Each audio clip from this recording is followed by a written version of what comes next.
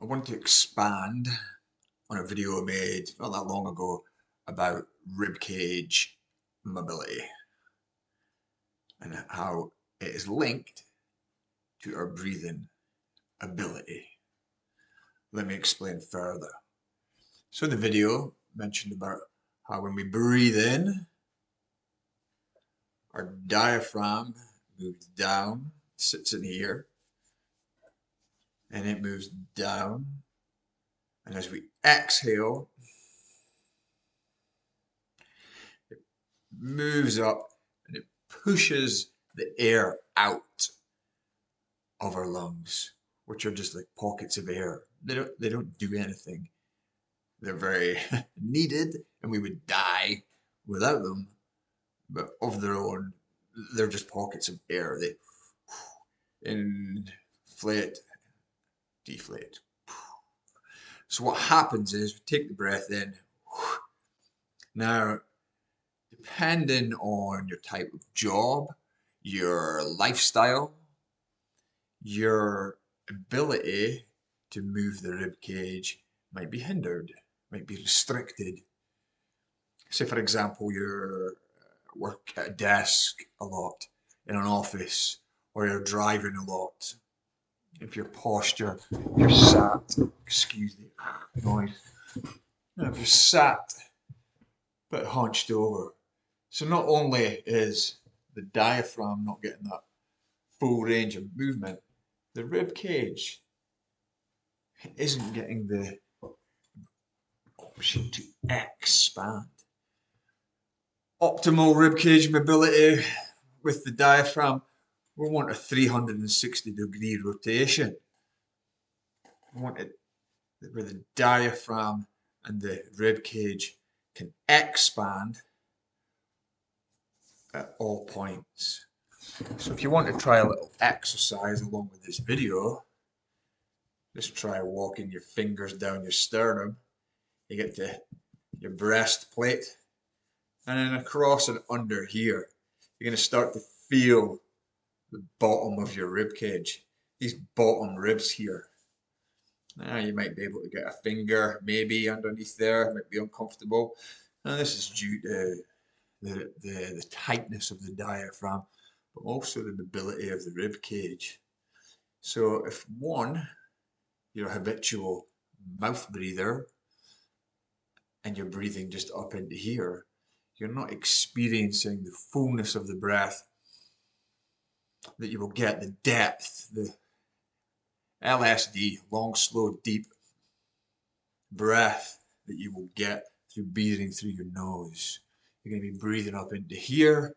You're not even going to be engaging down here, this lower part of the lungs, and the diaphragm, which just sits underneath and also connects with the heart. So if you're sitting constricted, restricted, you're not getting that fullness of breath and that fullness of movement. Now, if you have experienced any stress, anxiety, this may be related to your physiology and your biomechanics. So basically, the way your body is, how you breathe, and your respiratory system, which is mentioned, lungs, diaphragm. And what we want to look at is changing all that, radically changing it. That's what I do, it's what I work with when I'm working with clients. We start with the basics first, the structural integrity of a person, how their body is moving and how their ability to breathe. Because there's no point putting good air into a restricted type body. We do it, everybody does it. I'm exaggerating, but most people will be,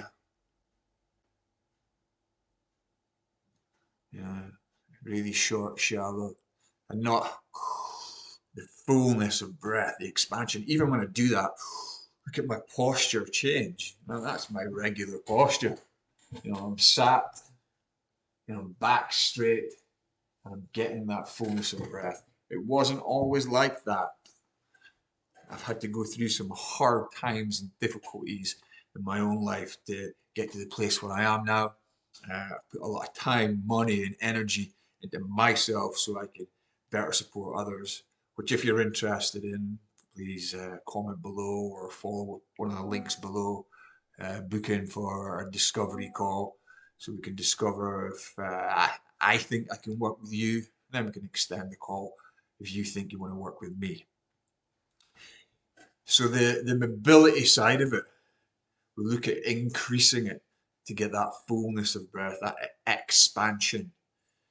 That way we're able to perform better, and that performance can just be in the simplicity and beauty of breathing, so that we can move more into a parasympathetic state when it comes to the nervous system.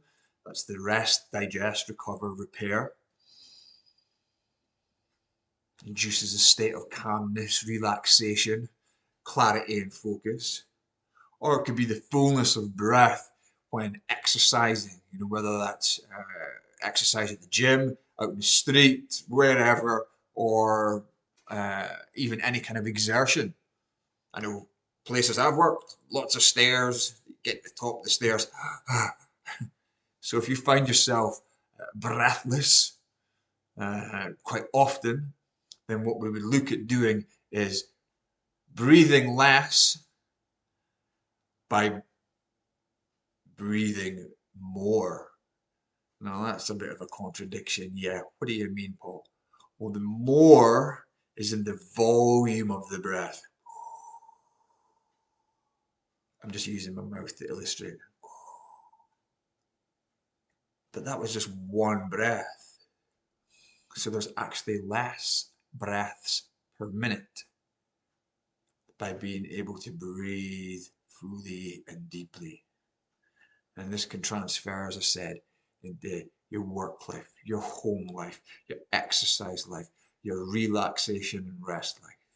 So if that interests you, get in touch. Let's talk optimal health, your health, and how we can improve it. It starts at the basics, and then we build. Breathe better, be better.